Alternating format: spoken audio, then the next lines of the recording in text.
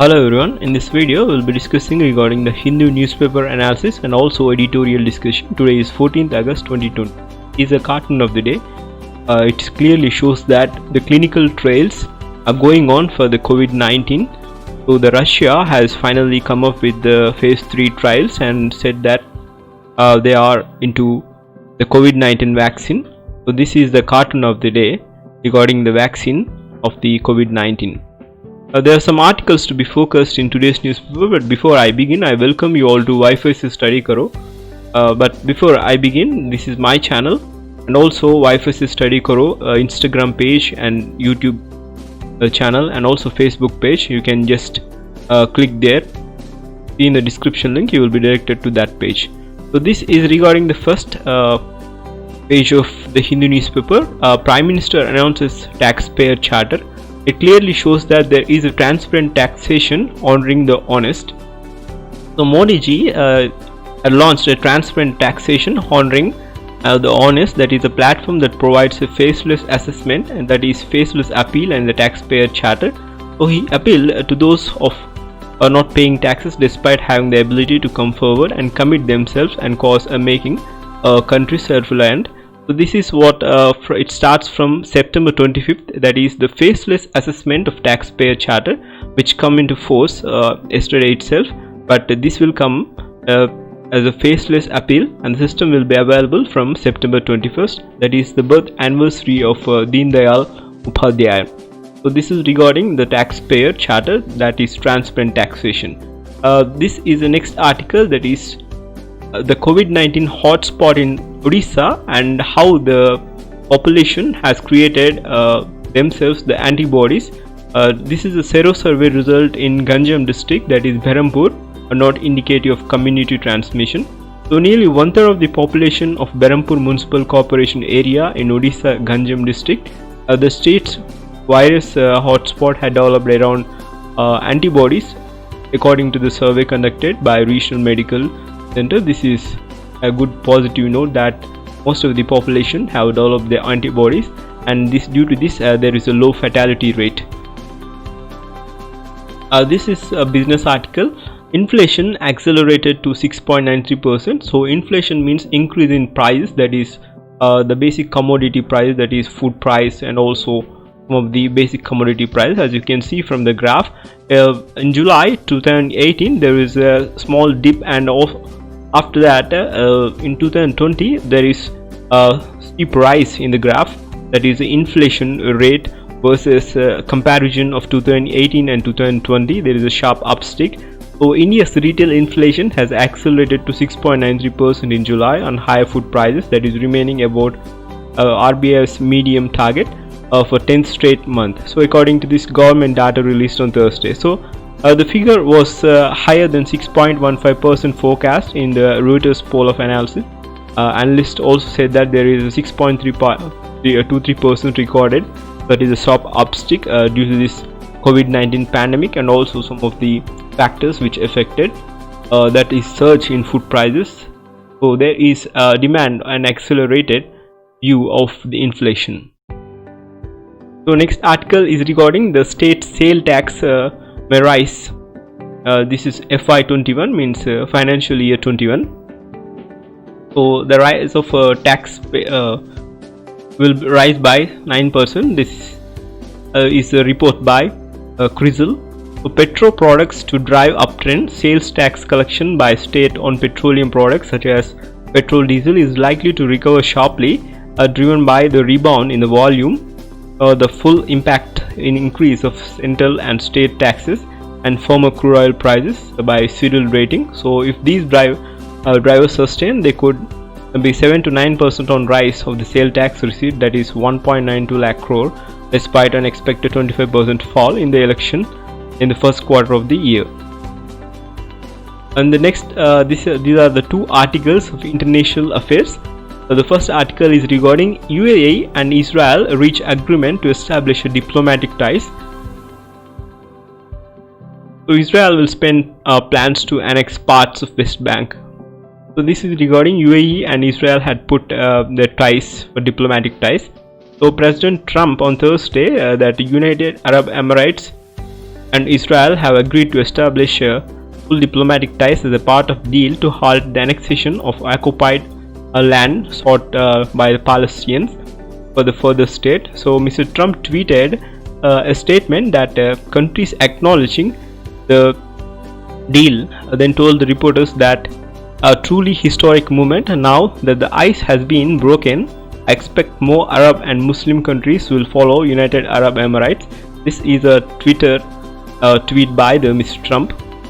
And also opening direct ties between these two Middle East most dynamic societies and advanced economies will transform the region by spurring economic growth and also enhancing the technological innovations and forging the closer people-to-people relations. This is also tweeted by Trump regarding the UAE and Israel diplomatic ties. The next article is regarding France reinforces naval forces into Mediterranean. So they are moving forward into Mediterranean. So tensions rise between Greece and Turkey. This is also international affairs. So France said that on Thursday it was temporarily reinforcing its military presence in the eastern Mediterranean Sea amid tensions between the neighbors, that is Greece and Turkey, over the recently discovered gas reserves. So the French military said that 2 Rafale jets would arrive on Thursday on the island and of the Crete for the stay of several days. So this is a move by the France into the eastern part of the Mediterranean Sea. We are now moving to editorial discussion. This is the first article regarding the editorial page. Schools Without Freedom. This article is penned by Krishna Kumar, who is a former director of National Council of that is NCRT. So according to him, schools without freedom, if they had some autonomy, many village schools would have found local conditions now good enough to allow the children to study because of COVID-19 chaos. The now arrival, the coronavirus, the spread across the country, this is the impact of different regions is uneven. So the metro cities have been affected, and also some of the parts of the India is affected.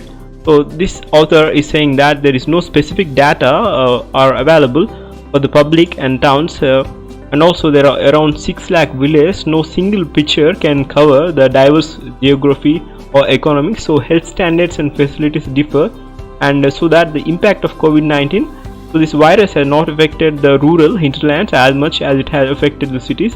It is clear. So many experts think that uneven spread is merely the matter of poor reporting from the villages. So they smile if they tell that many panchayats are actively guarding their territories. It is not surprising that the awareness and resilience among demonstrated by many villages is largely ignored by the media. So this is regarding the learning outdoors. Not all the learning has occurred in the classroom. So ideologies and and arguing that foundational literacy and numeracy are what we need to focus regarding this schools without freedom, because there is injustice done to the local candidates, those who are in the village schools. The next article is regarding the birthright, the Supreme Court decision on the transparency of rights of women in the line with the aim of ending discrimination. So the latest decision by the Supreme Court on the right of Hindu daughters of the ancestral property, which corrects an obvious anomaly in the interpretation of the crucial 2005 amendment of Hindu Succession Act 1956. So the verdict settles that the question whether the transparency right of daughters coming into effect only if the father through whom they claim the right was alive on the day of amendment come into force. So the apex court had now categorized the rule that daughters' rights to flow from their birth and not by any other factors into the existing the father's property or ancestral property. This is regarding the right by birth Supreme Court decision and the transparency, which is giving the right of women in the line without aiming the ending discrimination till date so far, which had been. So the next article is regarding the historic ratification. This is the universal ratification of a labor standard is cause for celebration and reflection. So the welcome decision by the Kingdom of Tonga is outlaw the worst forms of child labor. Is the first time of International Labour Organization in 101 years history that labor standard has been universally ratified. So Convention 182, which was adopted in the 1999 annual International Labour Conference, prohibits the sexual exploitation of children, trafficking, deployment in armed conflict and other conditions that compromise their overall well-being. So the convention complements that ILO, that is International Labour Organization, efforts under the 1973 Minimum Age Convention to prevent the employment of children below the lower age threshold. So under this influence, both the ILO, that is International Labour Organization standards, and millions of young boys and girls have been rescued from hazardous conditions of work. So concomitantly, these have resulted in the significant increase in the enrollment in primary education. So the landmark ratification, however, does not detract that the enormity of the challenge that remains. So an estimated 152 million are trapped in child labor, and also 72 million of them are engaged in hazardous work. So if everything, the current efforts would have to be stepped up significantly to achieve the steps ambitious goals of total abolition of the scourge of child labor by 2025. So both COVID-19 pandemic is threatening a reversal of recent gains with a widespread job loss, deterioration in the conditions of work, decline in the household incomes, and also temporary school closures. So the historic first universal ratification of global labor standard may be an occasion for the celebration. It is nonetheless the moment of a sober reflection. So the two instruments on the child labor are among the 8 core of International Labour Organization conventions regarded as embodying the spirit of 1998 Declaration on the Fundamental Principles and also rights at work. So instrument relating to the freedom of association and the right to collective bargaining, of the elimination of discrimination in the employment of and occupation are among the others. So these conventions provide the necessary framework to counteract the predominance of informality in the conditions of the work and ought to be the priority of the governments.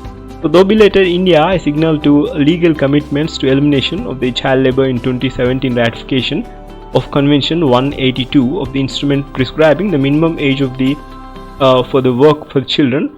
As also, the world prepares to designate 2021 as the year to abolish child labor.